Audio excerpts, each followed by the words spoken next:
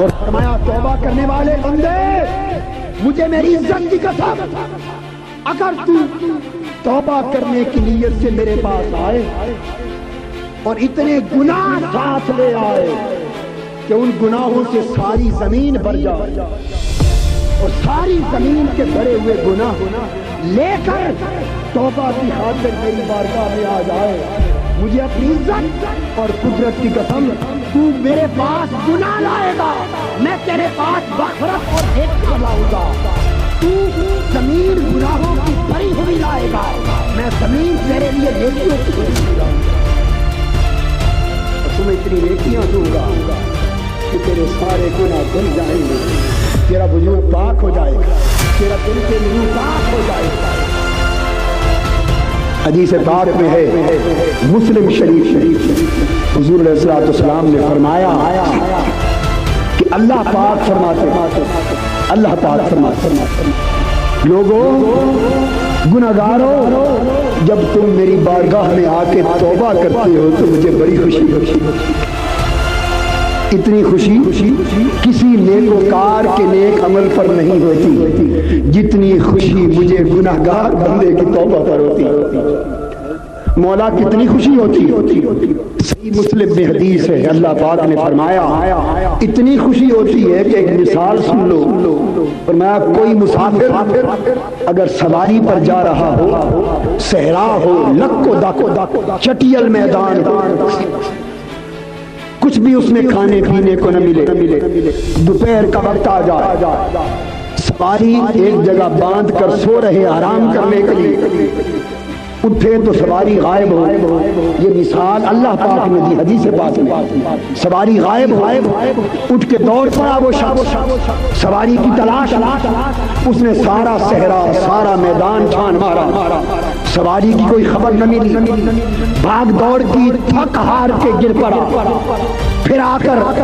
مایوس ہو گیا، نہ کھانا رہا، نہ پانی رہا، نہ ضروریات زندگی بچی، نہ سواری بچی، اب موت کے کچھ نہ بچا، پریشان ہو کر پھر گر پڑا اور موت کا انتظار کرنے لگا کہ اب انتظار کرتا ہوں موت کب آئے۔ اسی حالت میں اس کی آنکھ لگ گئی، موت کا انتظار کرتے کرتے لیٹ گیا، اچانک اس کی آنکھ کھلی تو سواری اس کے سر پہ کھڑی، پانی بھی سلامت، کھانا بھی سلامت، سواری بھی سلامت،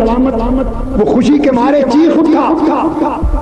اس نے اٹھ کے اپنی سواری کی لگام تھام لی اور خوشی کے مارے پاگل ہو گیا اور میرا شکر ادا کرنے لگا اور خوشی میں زبان سے یہ کہہ بیٹھا کہ اللہ تو میرا بندہ اور میں تیرا پروردگار۔ اللہ پاک فرماتے ہیں اتنی خوشی ہوئی کہ خوشی میں ہوش نہ رہا کہ زبان سے کہنا کیا تھا اور کیا رہا ہوں، خوشی کے مارے مجھے یہ کہہ بیٹھا اللہ تو میرا بندہ اور میں تیرا پروردگار۔ اللہ پاک فرماتے ہیں مجھے اپنی عزت کی قسم جتنی خوشی اس شخص کو اس وقت ہوئی تھی اس سے کئی زیادہ خوشی مجھے گناہگار کی توبہ، گناہگار توبہ کرے تو میں بخشنے میں ایک لمحے کی تاخیر نہیں کرتا۔ دوستو توبہ کا اللہ منتظر ہوتا ہے کہ بندہ توبہ کرے، مگر آج ہم توبہ کریں، ظلم سے توبہ کریں، ناانصافی سے توبہ کریں، نافرمانی سے توبہ کریں، فسق و فجور سے توبہ کریں، اللہ کی بارگاہ میں غفلت سے توبہ کریں، ہر گناہ سے توبہ کریں اور پھر توبہ کے بعد اگلی زندگی کی اصلاح کا عزم کریں۔ یہ قوم، یہ امت عذاب میں مبتلا ہے، ہم ذلت اور رسوائی کی طرف بڑھ رہے، عالم کفر کے ہاتھوں ذلیل ہو رہے، طرح طرح کے عذاب ہم پر آ رہے، مصائب، آلات، مشکلات، پریشانیاں، وجہ صرف یہ ہے کہ قوم اپنے اللہ کی راہ سے ہٹ گئی ہے، مولا کی راہ سے ہٹ گئی۔ آؤ ہم عزم کریں کہ توبہ کے بعد اپنی اگلی زندگی کی اصلاح کر لیں۔ دوستو کیا خبر کل دن کا سورج ہماری زندگی میں طلوع ہو یا نہ ہو، کس کو زندہ رہنا ہے، کس کو مر جانا ہے۔ ایک ایک لمحہ کل زندگی کی مانند ہے، اور بقیہ زندگی کی اصلاح کا عزم کریں۔ اصلاح کس طرح؟